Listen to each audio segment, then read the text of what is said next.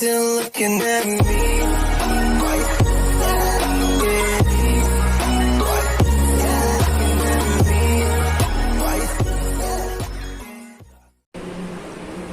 Assalamualaikum warahmatullahi wabarakatuh. Selamat pagi anak-anakku sekarang. Bagaimana kabar kalian pada pagi hari ini?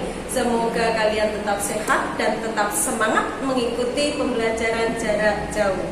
Pada kali ini Bu Yuli membahas tentang pembangunan ekonomi dan pertumbuhan ekonomi.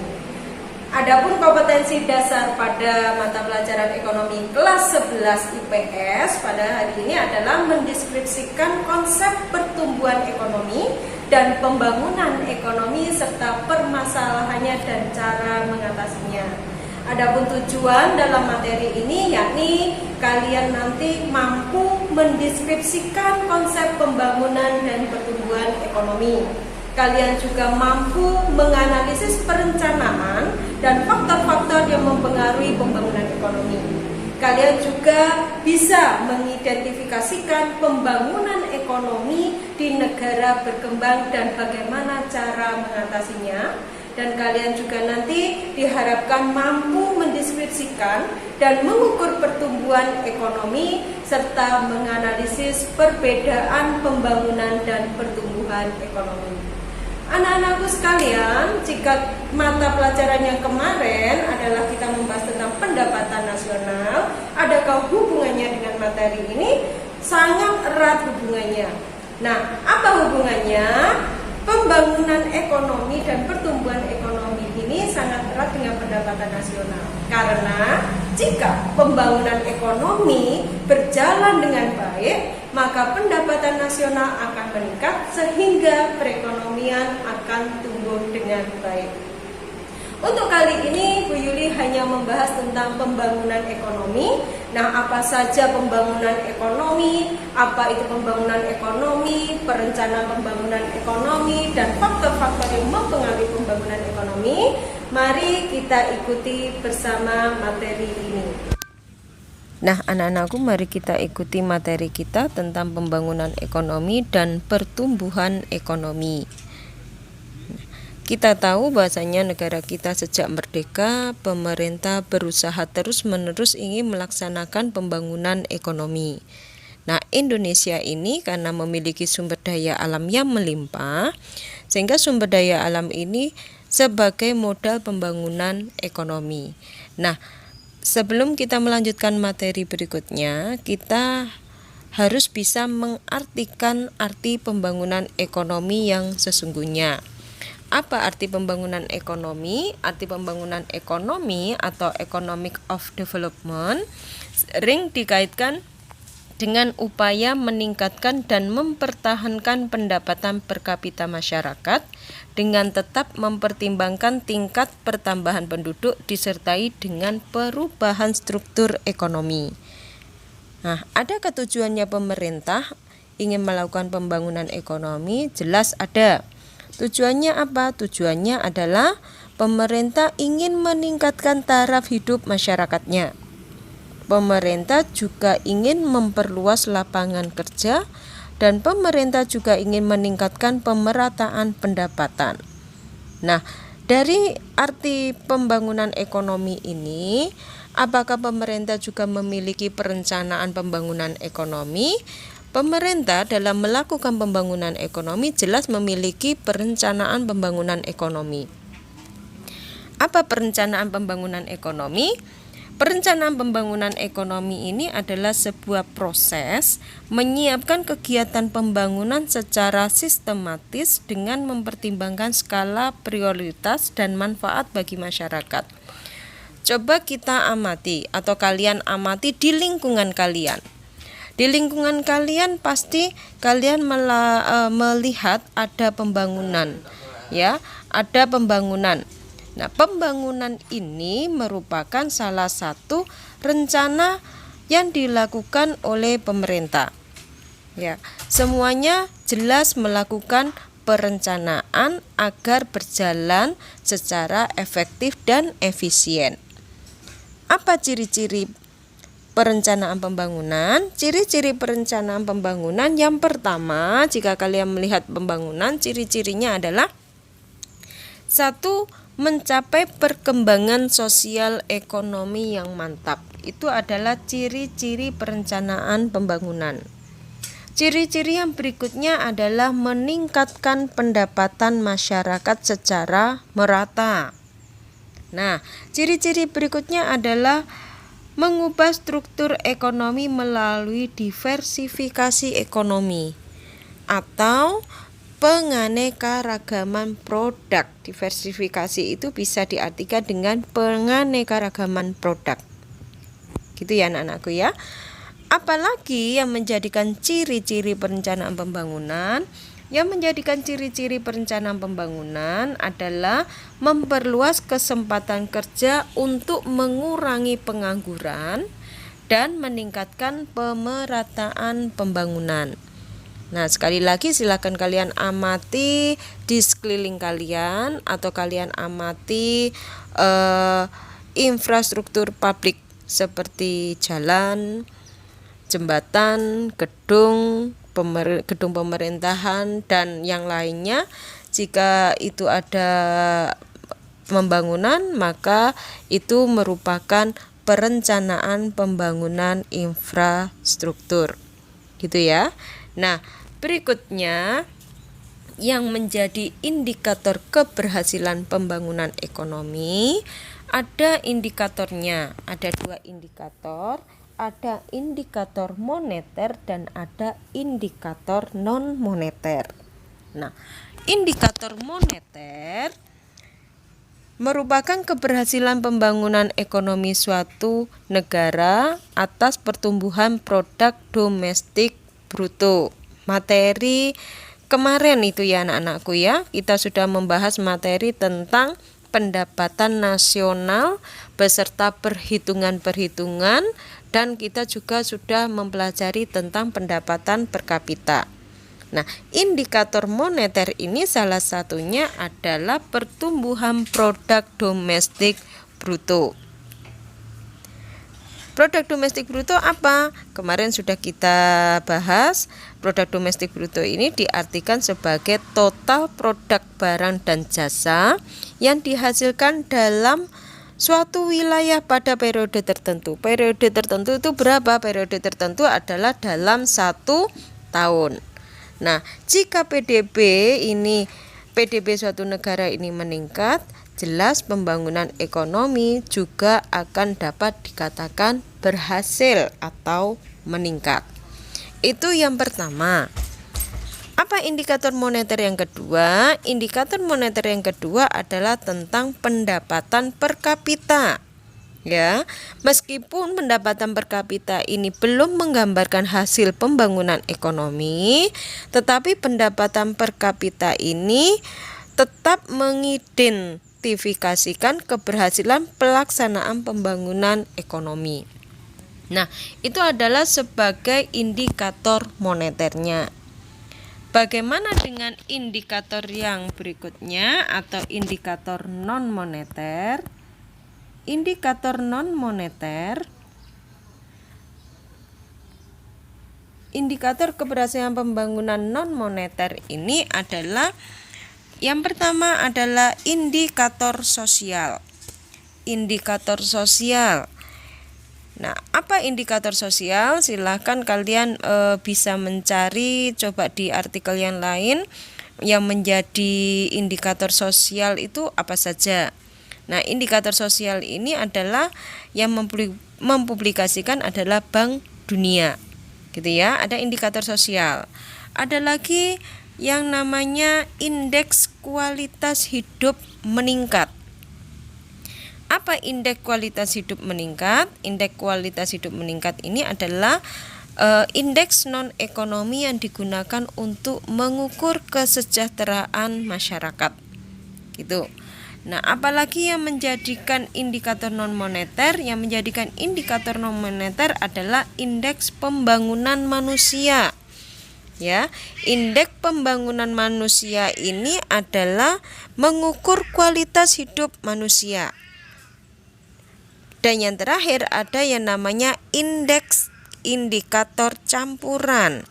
Indikator campuran ini adalah Badan Pusat Statistik Indonesia Yang dimaksud campuran itu apa saja? Yang dimaksud campuran itu adalah mungkin indikatornya ada pendidikan, kesehatan, angkatan kerja, keluarga berencana, dan lain sebagainya.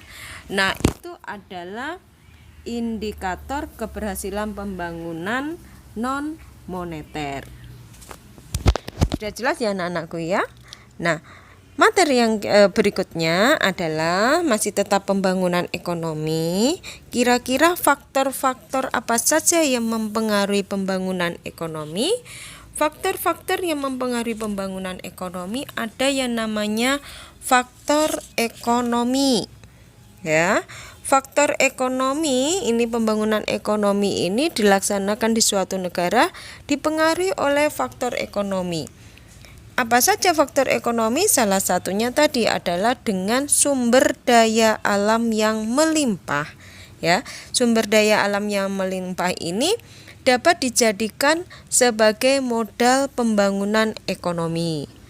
Namun, kita tidak bisa langsung mengeksploitasi semua sumber daya alam. Tidak bisa ya anak-anakku ya, karena sumber daya alam harus dimanfaatkan secara bijaksana. Nah, apalagi faktor yang mempengaruhi pembangunan ekonomi? Faktor yang mempengaruhi pembangunan ekonomi adalah tentang kewirausahaan atau berkaitan dengan kemampuan seseorang untuk mengkombinasikan faktor-faktor produksi dalam proses produksi. Nah, apalagi yang menjadikan faktornya? Faktornya adalah modal. Jelas, modal juga diperlukan untuk menunjang proses produksi. Dan yang terakhir adalah sumber daya manusianya. Ya, sumber daya manusia. Coba ini untuk sumber daya manusia kalian bisa diskusikan mungkin bersama dengan teman-teman kalian. Kira-kira untuk sumber daya manusia ini seperti apa? Karena kita tahu sendiri, dilihat dari jumlah penduduk kita, Indonesia itu merupakan warga negara yang jumlahnya sangatlah besar.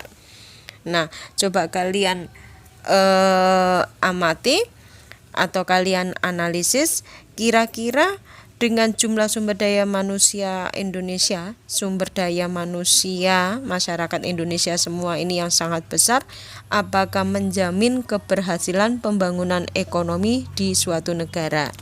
Nah, coba kalian analisis, bisa kalian diskusikan bersama dengan teman-teman kalian. Itu ya.